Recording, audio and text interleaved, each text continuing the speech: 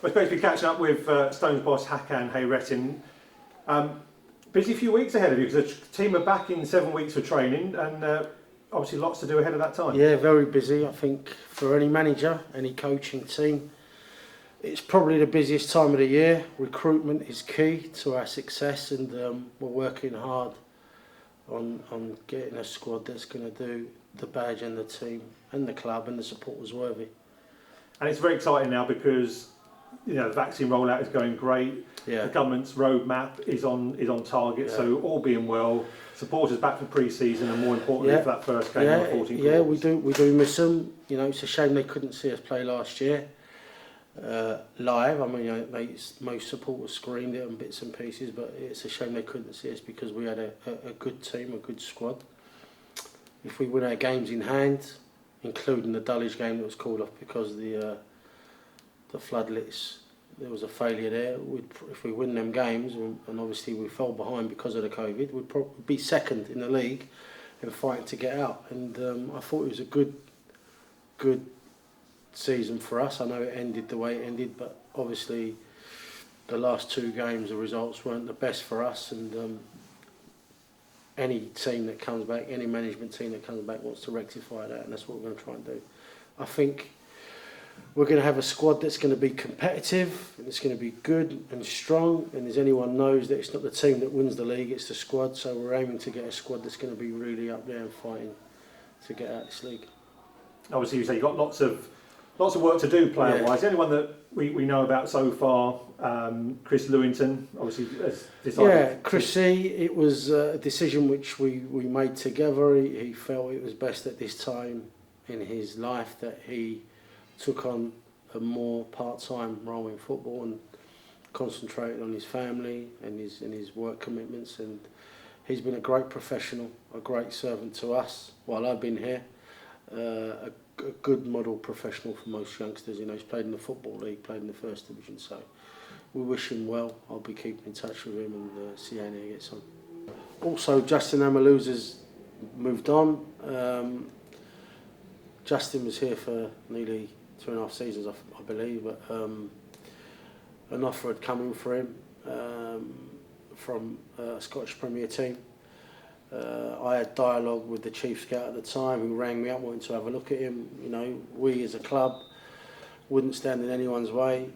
He's been a good servant for this club, and maybe that will show people that if they come here, there's also a pathway for them to move on.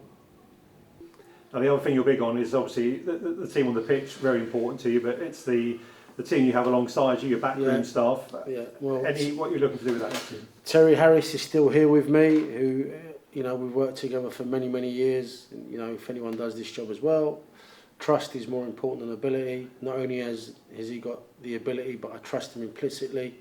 Jim Stannard will be here as well.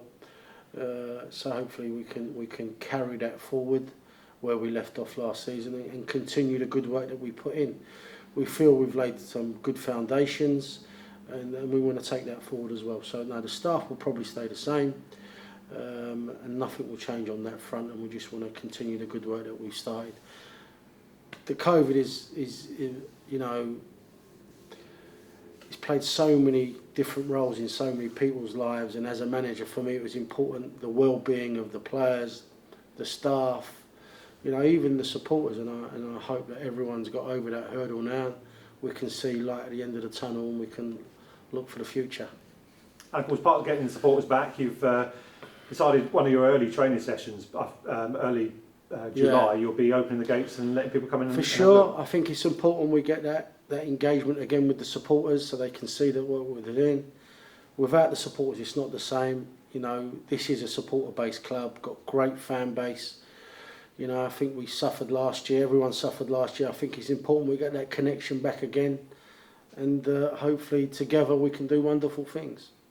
It's amazing actually how much the supporters have been in the press. You look obviously the European Super League, all that dominated it, and it really was that fan power, wasn't it, that turned this massive commercial entity into being void within a 48-hour period. Fans are massive, aren't they? They are. Fans can elevate you to a level where you're not expected to be, and they can also put you straight down, where you don't want to be, and the most important thing is I think you need dialogue with the supporters. You need to be open with the supporters. You need to tell them the truth, and you've got to be acceptable to accept criticism when it comes your way, because you can't always take the allocations and the pats on the back and stuff like that, which is very important. That never too high with success, never too low with failure.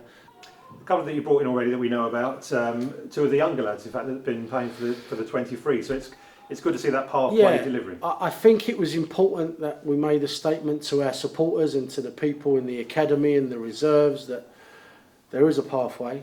We're willing to give you an opportunity. Someone needs to start somewhere. You know, we've got two young lads in Max Sutton and Perry Leandro.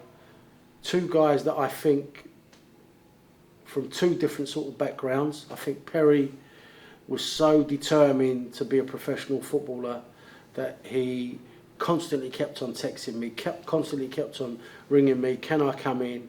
You know, and we had to sort of put the reins on a little bit because of COVID. And he's done well. He's a good kid. He's trying to learn his trade while he's doing his trade. And I think when I see Max Sutton play in a pre-season, well, not in a pre-season, in a friendly game behind closed doors, he stood out for me. He's got good ability. I think he's got good talent. It's up to both of them now to progress that, and hopefully we can show people at the club that there is a pathway for our homegrown players to come through, and we'll continue that pathway as long as I'm here. Great to catch up, and no doubt we'll speak to you again as those player announcements start rolling in. Thank you very much. Cheers.